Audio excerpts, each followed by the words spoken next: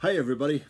A little bit late, as you can see by the clock back there on the shelf. It's about 7 o'clock. Oh boy.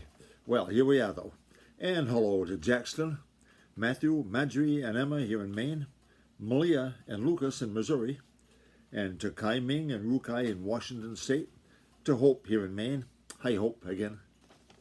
And Dylan and Lucas in Maine, to our friends Leslie and Mary way over across the North Atlantic in England, to Ezzy and Indy in Oklahoma, to Kayla here in Maine, and to Sylvia, Macy, and Lillian in Maine, and hello to Happer and Judson in Maine, Caden and Xander here in Maine, Evangeline and Isaac in Rhode Island, Mabel in the country of China, Oliver, Madeline, and Wyatt way out west, and Alex in Passadumkeag just north of Old Town.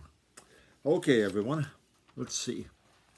Now we'll read chapter 11 in Mrs. Peter Rabbit. Remember the end of the last chapter?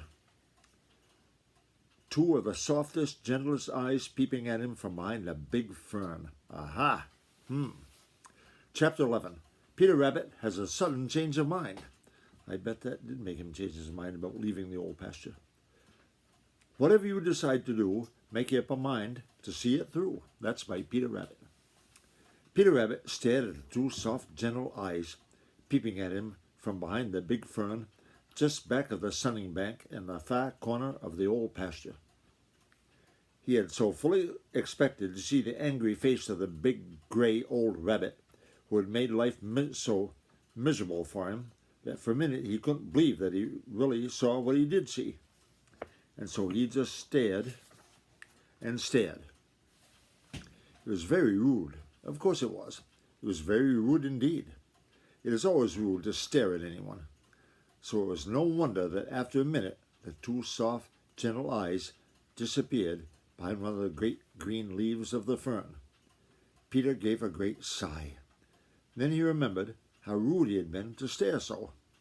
I beg your pardon, said Peter in his politest manner, which is very polite indeed, for Peter can be very polite when he wants to be. I beg your pardon. I didn't mean to frighten you. Please forgive me. With the greatest eagerness, Peter waited for a reply. You know it was because he had been so lonesome that he had left his home in the dear old briar patch on the green meadows. And since he had been in the old pasture, he had been almost as lonesome, for he had had no one to talk to. So now he waited eagerly for a reply. You see, he felt sure that the owner of such soft, gentle eyes must have a soft, gentle voice and a soft, gentle heart. And there was nothing in the world that Peter needed just then so much as sympathy. But though he waited and waited, there wasn't a sound from the big fern. Perhaps you don't know who I am. I'm Peter Rabbit, and I've come up here from the Green Meadows.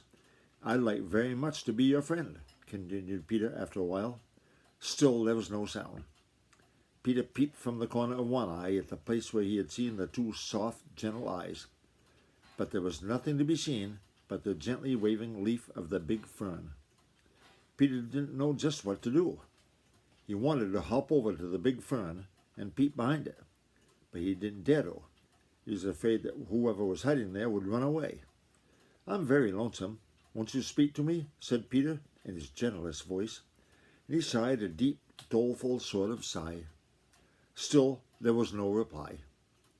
Peter had just about made up his mind that he would go over to the big fern when he saw those two soft, gentle eyes peeping from under a different leaf.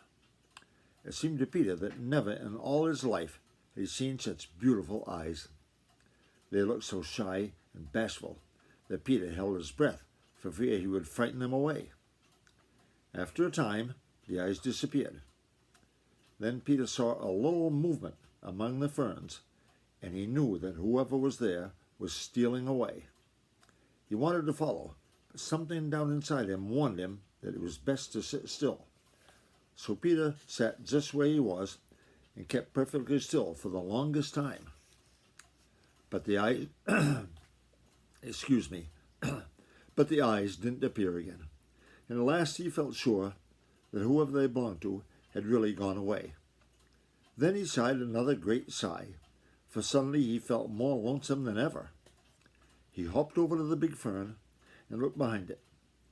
There in the soft earth was a footprint, the footprint of a rabbit, and it was smaller than his own. It seemed to Peter that it was the most wonderful little footprint he had ever seen. "I believe," said Peter right out loud, "that I'll change my mind. I won't go back to the dear old briar patch just yet, after all." And that's the end of that chapter. We'll read chapter 12 tomorrow. I hope a little earlier in the day than it is right now. Okay? Okay, bye-bye, everybody.